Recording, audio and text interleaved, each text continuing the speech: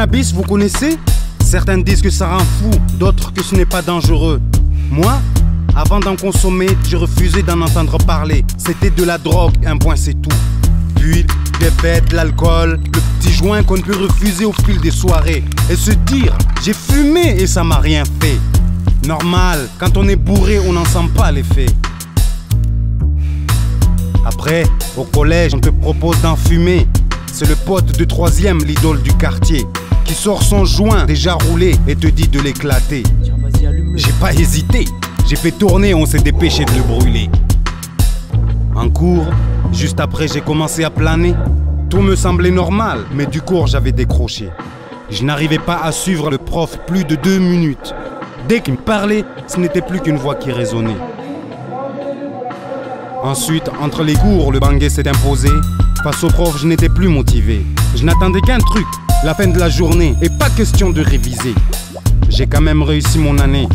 Du coup, j'étais convaincu de pouvoir continuer à fumer. Pendant les vacances, je fumais. Matin, midi, soir, c'était le panard.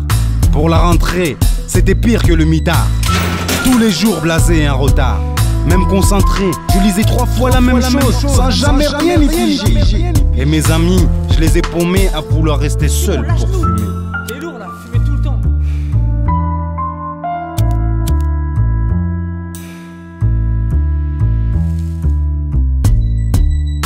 Après ce fut embrouille avec les profs, les avertissements. Tout le monde me saoulait et je me suis fait virer. Mes parents ras-le-bol m'ont envoyé au CAP, j'étais dégoûté. Mais il paraît que la mécanique c'est pratique, je kiffe. Au mois de février, la formation a commencé. J'habitais chez ma cousine et ne connaissais personne. Plus de potes, plus de fume. Le banguet obligé de l'effacer. Les choses étaient plus claires dans ma tête. Maintenant elles résonnent. Sauf qu'un soir, un gars de mon quartier a sorti un joint. Au début c'était non, et puis tu y viens. Après tout, ce n'est qu'un joint. Ça ne va pas me faire du tort. Tu parles. J'étais reparti dans la même routine et j'avais tort. Ma vie, basket, casse, télé et surtout banguet. Sans compter sur la cousine qui me saoulait avec son va bosser. Pas de diplôme, pas de choix, ce n'est que les petites bricoles qui se présentaient à moi. 6 ans de petit boulot, là crois-moi c'est chaud.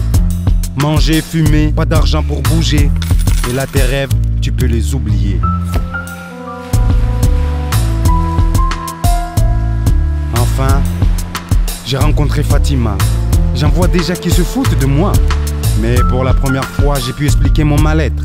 Ce problème qui ne m'avait pas tué, mais qui m'avait empêché d'avancer. Qui m'avait empêché de construire mon avenir, celui de mes désirs. Alors, pour répondre aux gens qui disent que le cannabis ça rend fou, ce n'est pas forcément vrai, je suis là pour en parler. Et pour ceux qui disent que le cannabis ce n'est pas dangereux,